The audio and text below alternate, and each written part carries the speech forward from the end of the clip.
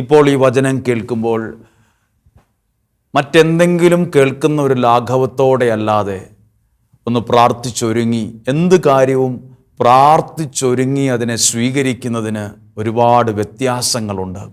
നമുക്കൊരു നിമിഷം പ്രാർത്ഥിക്കാം. നിങ്ങൾക്ക് വേണ്ടി പ്രാർത്ഥിക്കുന്നു.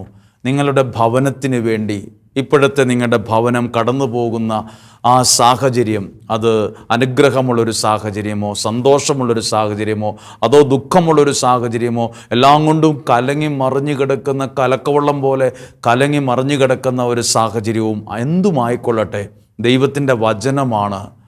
ഈ ലോകത്തെ സൃഷ്ടിച്ച ദൈവത്തിൻ്റെ വചനം നിങ്ങളോട് ദൈവം സംസാരിക്കുന്ന സമയമാണ്.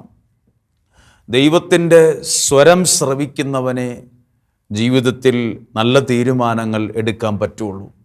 അല്ലാതെ നമ്മളെടുക്കുന്ന എന്തേലും കേട്ട് എന്തേലും എടുക്കുന്ന തീരുമാനങ്ങളൊക്കെയാണ് പാളിപ്പോയിട്ടുള്ളത്. ഇപ്പോൾ നിങ്ങൾ കേൾക്കുന്നത് ഒരു സാധാരണ മനുഷ്യനായ എൻ്റെ ഒരു സ്വരമാണേലും ഞാൻ പറയുന്നത് മുഴുവൻ ആകാശം മാറിയാലും ഭൂമി മാറിയാലും മാറാത്ത ദൈവത്തിൻ്റെ വചനമാണ് നിങ്ങളുടെ ഭവനങ്ങളിൽ ഇപ്പോൾ മുഴങ്ങുന്നത്. ഞാൻ വിശ്വസിക്കുന്ന ഒരു കാര്യമുണ്ട്. ഈ വചനം നിങ്ങളോട് സംസാരിക്കും. ഈ വചനം നിങ്ങളുടെ ജീവിതത്തെ ചലിപ്പിക്കും. ഈ വചനം നിങ്ങളുടെ ജീവിതത്തിൽ മാറ്റങ്ങളുണ്ടാക്കും. ഈ വചനം നിങ്ങളുടെ ജീവിതത്തിൻ്റെ വലിയ പ്രതിസന്ധികളെപ്പോലും മായ്ച്ചു കളയും. ജീവിതത്തിൽ പുതിയ തീരുമാനങ്ങൾ എടുക്കാൻ പരിശുദ്ധാത്മാവ് സഹായിക്കും. നിങ്ങൾ ഒരു നിമിഷം പ്രാർത്ഥിക്കുക. ഈ ഒരു വിമല ഹൃദയ പ്രതിഷ്ഠയുടെ 12ാമത്തെ ദിവസമാണ്. ഇന്നലെ നമുക്ക് ലഭിച്ചതിനേക്കാൾ അനുഗ്രഹമാണ് ഇന്ന് നമുക്ക് വരേണ്ടത്. ഇന്നലെ കിട്ടിയതിനേക്കാൾ ഒരു പടി കൂടിയുള്ള ഒരു അഭിഷേകവും നന്മയും ബോധ്യവും നിലപാടുകളുമാണ് ഈ 12ാമത്തെ ദിവസം നമുക്ക് ലഭിക്കേണ്ടത്. നമ്മൾ ഒരു പടി താഴേക്കല്ല നമ്മൾ ഇപ്പോൾ വളരുന്നത്. നമ്മൾ വളരുന്നത് ഒരു പടി മുകളിലേക്കാണ്. നിങ്ങളും നിങ്ങളുടെ കുടുംബവും സർവശക്തനായ ദൈവത്താൽ അനുഗ്രഹിക്കപ്പെടാൻ പോവുകയാണ്. നിങ്ങളും നിങ്ങളുടെ കുടുംബവും ദൈവം നൽകുന്ന സമാധാനം അനുഭവിക്കാൻ പോവുകയാണ്.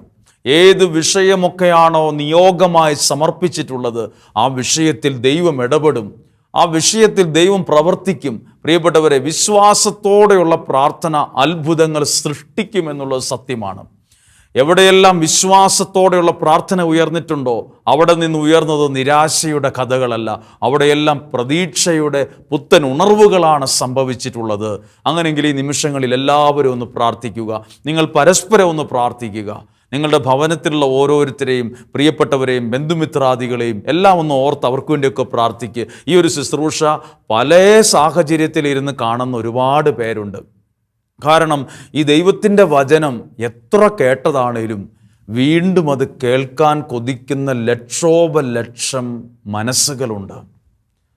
ഈ വചനത്തിനൊരു പ്രത്യേകതയുണ്ട്. എത്ര പ്രാവശ്യം കേട്ടാലും വീണ്ടും ആ വചനം എന്നോട് സംസാരിക്കുന്നതായിട്ട് നമുക്ക് തോന്നും. ഇതിനു മുമ്പ് 1000 പേര് പ്രസംഗിച്ച് കേട്ടിട്ടുണ്ട്. ഇത് 1001ാമത്തെ പ്രാവശ്യമായിരിക്കും കേൾക്കുന്നത്. അപ്പോഴാണ് നമുക്ക് ഇന്ന് വരെ കേട്ടിട്ടില്ലാത്തൊരു ദൈവസ്വരം അതിനകത്ത് കേൾക്കാൻ പറ്റും. ഇന്ന് വളരെ വളരെ പ്രധാനപ്പെട്ടതും വളരെ ഗൗരവമായിട്ടുള്ള ഒരു വചനമാണ് നിങ്ങളുടെ ശ്രദ്ധയിൽ കൊണ്ടുവരുന്നത്. അത് കൊണ്ടുവരാനായിട്ട് ഞാൻ ഉദ്ദേശിക്കുന്നത്, കണ്ണുനീരിന് ഏതൊരു മനുഷ്യനെയും അതിശയിപ്പിക്കുന്ന ഉത്തരം തരാനുള്ള കഴിവുള്ള ഒരു ഭാഗമാണ് കണ്ണുനീര്. എവിടെയേലും വീഴുന്ന കണ്ണുനീരിനെ കുറിച്ചല്ല, ദൈവസന്നിധിയിൽ വീഴുന്ന കണ്ണുനീരിനെ കുറിച്ച്. ദൈവസന്നിധിയിൽ വീഴുന്ന കണ്ണുനീരിന് അത്ഭുതപ്പെടുത്തുന്ന പ്രതിഫലമുണ്ട്. ആ കണ്ണുനീരിൽ നല്ല പുഷ്പങ്ങളൊക്കെ വിരിയും ഒരു കാലത്ത്. ഇന്നല്ലെങ്കിൽ നാളെ കണ്ണുനീരിൽ വിരിയുന്ന പുഷ്പങ്ങൾ, അങ്ങനെ ചില പുസ്തകങ്ങൾ വരെയുണ്ട്. കണ്ണുനീരിൽ വിരിഞ്ഞ പൂക്കൾ എന്ന് പറയുന്ന, കണ്ണുനീരിൽ പൂക്കൾ വിരിയും, അനുഗ്രഹങ്ങൾ വിരിയും. അതുകൊണ്ടാണ് യേശു പറഞ്ഞു, നിന്റെ കണ്ണുനീര് ഞാൻ കുപ്പിയിൽ സൂക്ഷിച്ച് ശേഖരിച്ച് വച്ചിട്ടുണ്ട്. കണ്ണുനീരിന് പ്രതിഫലമുണ്ട്. നിങ്ങൾ ആരെങ്കിലും വേദനയിലൂടെ കടന്നു പോകുന്ന ഒരാളാണോ? നിങ്ങളോടാണ് ഇന്ന് കൂടുതലായി ശ്രദ്ധ കേന്ദ്രീകരിച്ച് പ്രസംഗിക്കുന്നത്. ഈ വചനം കേവലം ഒരു പ്രസംഗമായിട്ട് മാത്രമല്ല, ഇത് ദൈവത്തിൻ്റെ സ്വരമായി കേൾക്കുക.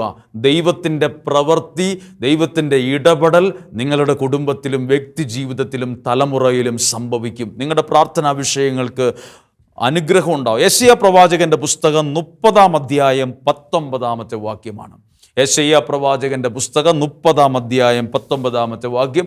ഇന്നലെ പറഞ്ഞതുപോലെ ഒരിക്കൽ കൂടി ബൈബിൾ എടുക്കുക, അത് തുറന്ന് യെശയ്യാ പ്രവാചകന്റെ പുസ്തകം എടുക്കുക, ഒരു പേനയും ഡയറിയും എടുക്കുക, ഈ വചനം ഒന്ന് എഴുതി വെച്ചൊന്ന് പ്രാർത്ഥിച്ച് നിങ്ങളുടെ കുടുംബങ്ങളോട് വ്യക്തിപരമായി പറയണം. ഈ വചനങ്ങൾ നിങ്ങൾക്ക് പ്രയോജനപ്പെടും. ഈ വചനങ്ങൾ നിങ്ങൾക്ക് അനുഗ്രഹമായി മാറും. വചനം ഒരു വിത്താണ്, അത് വളരും. അത് നിങ്ങളെന്ന വ്യക്തി ജീവിതം തഴച്ചു വളരാൻ ഈ വചനം സഹായിക്കും നിങ്ങളെ. ആ വചനം ഒന്ന് വായിക്കുകയാണ്. യെശയ്യാ 30-ാം അധ്യായം 19-ാമത്തെ വാക്യം. ജെറുസലേമിൽ വസിക്കുന്ന സിയോൻ ജനമേ, ഇനിമേൽ നീ കരയില്ല. ദൈവത്തിൻ്റെ വാക്കാണ്. ജെറുസലേമിൽ വസിക്കുന്ന സിയോൻ ജനമേ, ഇനിമേൽ നീ കരയില്ല. അടുത്ത വാക്യം.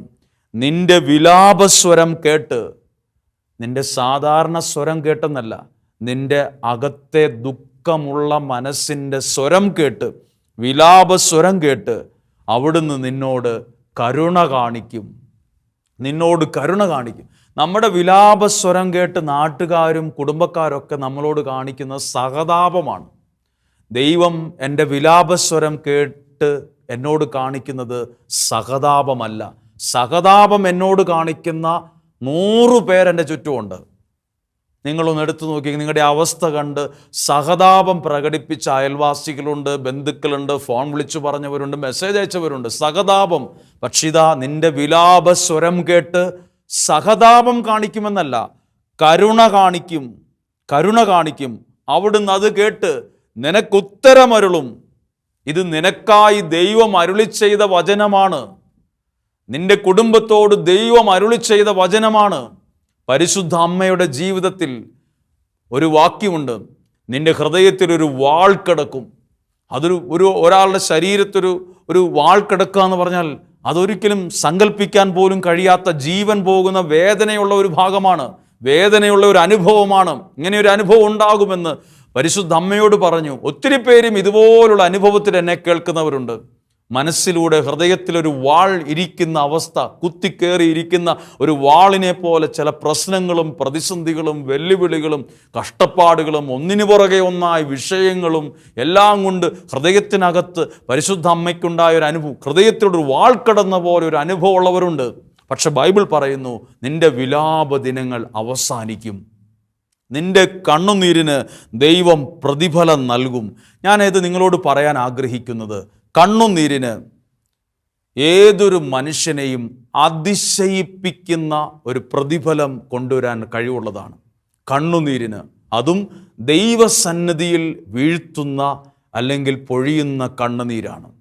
അങ്ങനെ ഒരു കണ്ണുനീരിനെക്കുറിച്ച് ദൈവവചനത്തിലൂടെ നിങ്ങളോട് സംസാരിക്കാൻ ഞാൻ ആഗ്രഹിക്കുന്നു. കണ്ണുനീര് ആരെ ഓർത്താണോ കരഞ്ഞത്, എന്തിനെ ഓർത്താണോ കരഞ്ഞത്, അത് നിങ്ങൾക്കൊരനുഗ്രഹമായി മാറും. ആരെ ഓർത്താണോ കരഞ്ഞത്, എന്തിൻ്റെ പേരിലാണോ നിങ്ങൾ ദൈവസന്നിധിയിൽ കരഞ്ഞത്, എവിടെയെങ്കിലും കരഞ്ഞ കാര്യമല്ല കേട്ടോ. പ്രാർത്ഥനയോടെ ഇരിക്കുമ്പോൾ ആ സംഭവത്തെ മനസ്സിൽ കൊണ്ടുവന്ന് ആ ഒരു വിഷയത്തിൻ്റെ വേദനയിൽ ദൈവസന്നിധിയിൽ പ്രാർത്ഥനാമുറിയിൽ ഇരുന്ന് കരയുന്ന കണ്ണുനീരിന് അത്ഭുതം കൊണ്ടുവരാൻ കഴിവുള്ള ശക്തിയുള്ള ഒരു ആയുധമാണ് കണ്ണുനീര്. അതുകൊണ്ടാണ് യേശു പറഞ്ഞു, നിന്റെ കണ്ണുനീര് കുപ്പിയിൽ ശേഖരിച്ചിട്ടുണ്ട് എന്ന് പറയുന്നത് പോലും. ആ വാക്യം കൊണ്ടുവരികയാണ്. ഉൽപ്പത്തി പുസ്തകം 37-ാം അധ്യായം ജോസഫ് എന്ന വ്യക്തിയെക്കുറിച്ച് പ്രതിപാദിക്കുന്ന ഒരധ്യായമാണ്. എന്നെ കേൾക്കുന്നു, നിങ്ങൾ ഉൽപ്പത്തി പുസ്തകം ഒന്ന് എടുത്ത് 37-ാം അധ്യായം എടുത്ത് നിങ്ങളതിലൂടെ ഒന്ന് വായിച്ചു പോകുമ്പോൾ നിങ്ങൾക്കൊരു ചിത്രകഥയിൽ എന്ന പോലെ സംഭവങ്ങളെല്ലാം മനസ്സിലാകും. ജോസഫ് ആരായിരുന്നു, എന്ത് സംഭവിച്ചു, എന്താണ് അനുഭവം, അത് ഏറ്റവും ചെറിയ കുഞ്ഞുങ്ങൾക്ക് വരെ ഒരുപക്ഷെ അറിയാവുന്നൊരു ഭാഗമാണ്. എത്ര പ്രാവശ്യം വായിച്ചാലും നമുക്കത് തുടങ്ങുമ്പോഴേ അടുത്ത താളിലേക്ക് മറിക്കും. കാരണം ഇത് നമ്മൾ വായിച്ചിട്ടുണ്ട്, ഇത് നമ്മൾ കേട്ടിട്ട്, ഇതൊക്കെ എനിക്കറിയാമെന്ന് നമ്മൾ ചിന്തിക്കും. പക്ഷെ അതിനകത്ത് ചില മർമ്മങ്ങളുണ്ട്, ചില കാര്യങ്ങൾ എന്നോട് സംസാരിക്കുന്ന ദൈവസ്വരമുണ്ട് അതിനകത്ത്. ആ വാക്യത്തിലേക്ക് വരും. ജോസഫ് എന്ന വ്യക്തി, അപ്പൻ ജോസഫിനോട് പറഞ്ഞ്, സഹോദരന്മാരൊക്കെ ആടുമേയ്ക്കാൻ പോയിരിക്കുകയാണ്, കുറച്ചു നേരമായിട്ട് അവരെ കാണണമെന്നില്ല, നീ പോയി അവർക്ക് ക്ഷേമമാണോ എന്ന് അന്വേഷിക്കാൻ പറഞ്ഞു വിടുന്നു. ജോസഫ് എന്ന വ്യക്തി മറ്റു ഉത്തരവാദിത്തങ്ങളെല്ലാം മാറ്റി അപ്പൻ പറഞ്ഞ വാക്ക് കേട്ട് അങ്ങ് ചെല്ലുമ്പോൾ ദൂരെ വച്ച് തന്നെ തൻ്റെ സഹോദരന്മാർ കണ്ടപ്പോൾ അഭിപ്രായം എന്നാ പറഞ്ഞെന്നറിയാമോ? നമുക്കിവനെ കൊന്ന് കുഴിയിലെറിയാമെന്നാണ് പറഞ്ഞു. ഒരേ ചോരയുള്ളവർ, ഒരേ ചോരയിൽപ്പെട്ടവർ, കൂടപ്പിറപ്പ്, സ്വന്തം സഹോദരന്മാർ അന്നേരെ അവനെ എങ്ങനെ നശിപ്പിക്കണമെന്നാണ് ചിന്തിച്ചത്.